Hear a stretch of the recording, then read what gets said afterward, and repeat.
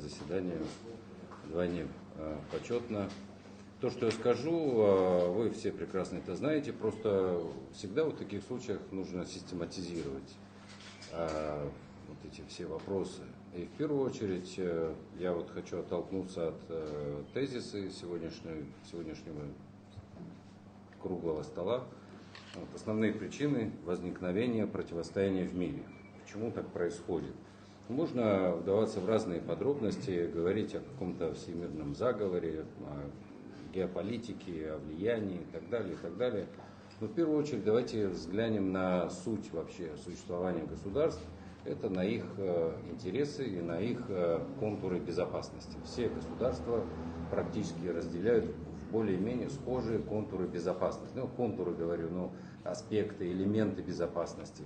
Вы прекрасно знаете, что бывают геополитические, политические, экономическая безопасность, информационная, кибербезопасность, экономическая, я сказал, продовольственная, психологическая, социальная, духовно-моральная безопасность. Все эти контуры каждым государством определяются. И я также вам советую для простоты, для удобства, попытайтесь в голове, когда мы говорим, допустим, о нашей стране и о каком-то из контуров безопасности, поставьте рядом с ним цветовую градацию. Зеленые, красные, оранжевые, например. Да? Чтобы определить, в каком состоянии находится тот или иной контур нашей безопасности. Тогда надо здесь действовать очень объективно, чтобы не переборщить и действительно взвешивать, когда ставите какую-нибудь цветовую градацию. Тогда у вас получается такая картина более понятная о том, что же происходит в мире или в нашей стране. Но если говорить, почему эти процессы происходят в мире, по моему мнению, если говорить о этом контуре безопасности, то для таких сверхдержав, как Россия, Китай, США, эти элементы безопасности немного шире, чем у Абхазии, естественно. Первый из них это, я бы сказал, геополитическая безопасность.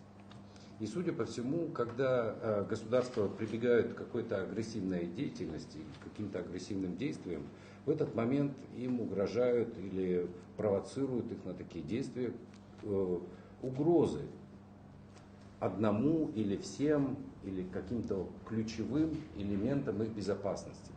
В случае с США, например, которые в этом международном противостоянии выступают основным двигателем, которые провоцируют всю эту международную нестабильность, очевидно, что один из этих элементов безопасности является под угрозой, я бы не сказал критической, но определенно под угрозой. Потому что США действуют именно таким уже варварским и открытым способом, который, кстати, они давно запланировали.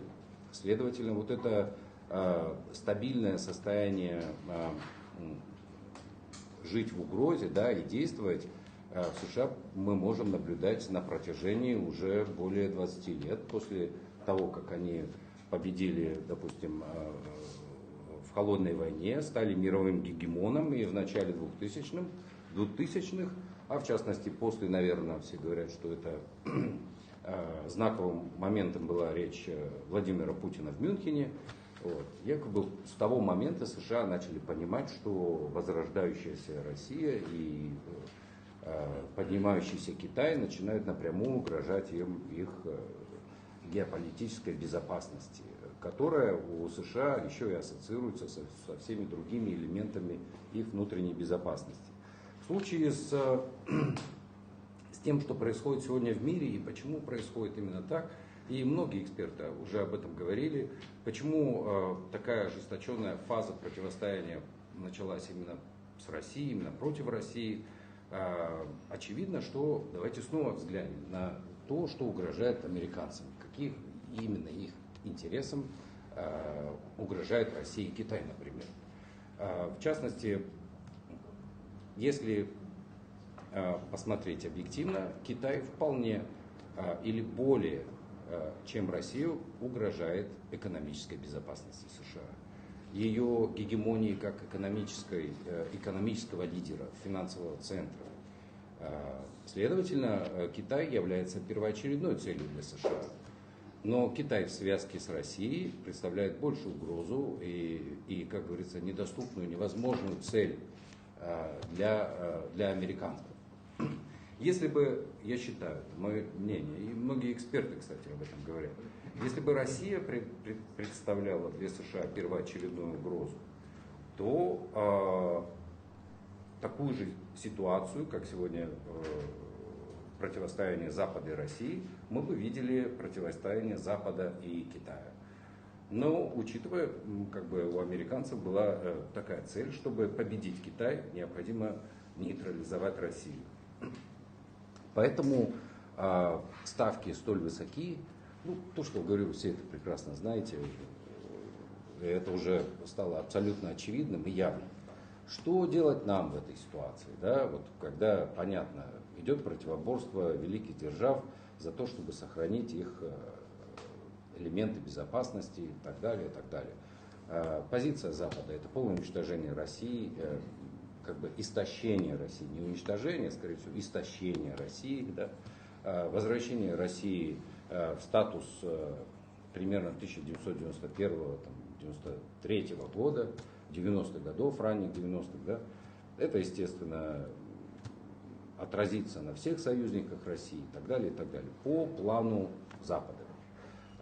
Как ведет себя в этом случае Европа? Очевидно, что европейские элементы безопасности также сегодня находятся под угрозой. Но эта угроза не вызвана действиями России. Скорее всего, это европейские страны, как вы все прекрасно видите и знаете, идут в фарватере интересов США. Они как бы безоговорочно жертвуют своими экономическими элементами безопасности, и, следовательно, так как экономический элемент безопасности является основополагающим для любого государства, не будем говорить о военной составляющей, да?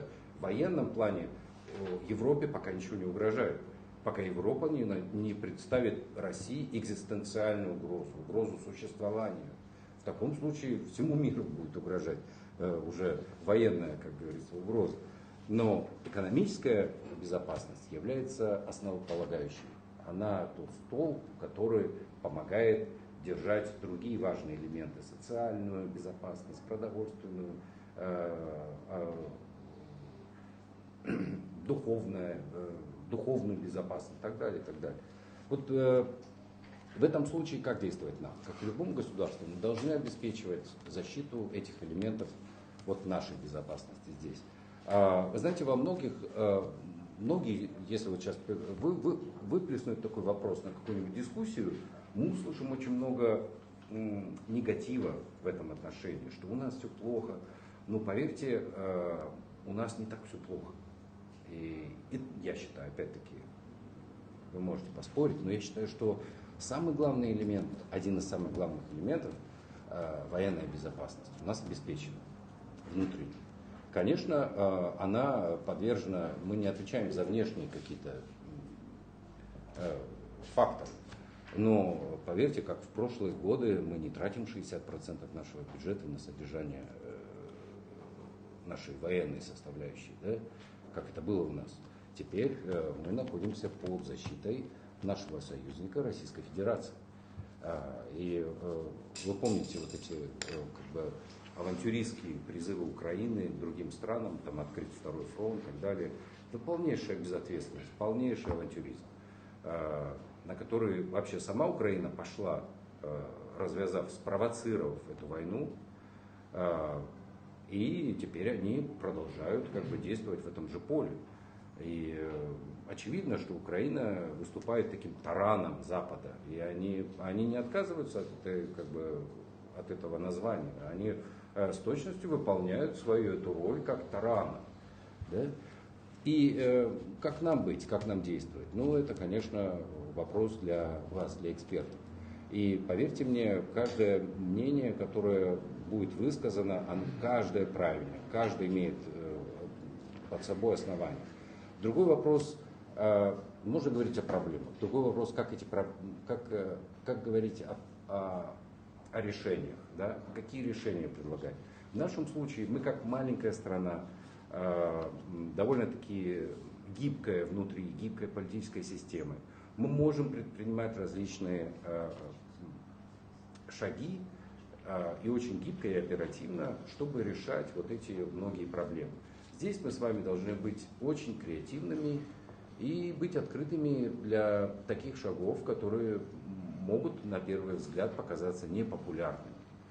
Но поверьте мне, я думаю, что, по моему мнению, говоря вернусь вот к экономической, и вам это близко, Абдурахман Миронович, вот вы больше эксперт, чем я в этом плане, но экономическая безопасность, она абсолютно важна, вы все согласны.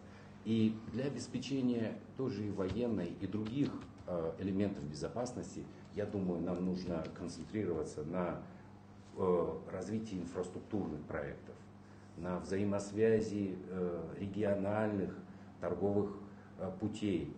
Мы должны стать таким инфраструктурным узлом на Восточном Черном море, чтобы вопросы возникновения какой-нибудь нестабильности на нашей территории существенно влияли бы на экономическую безопасность соседних стран.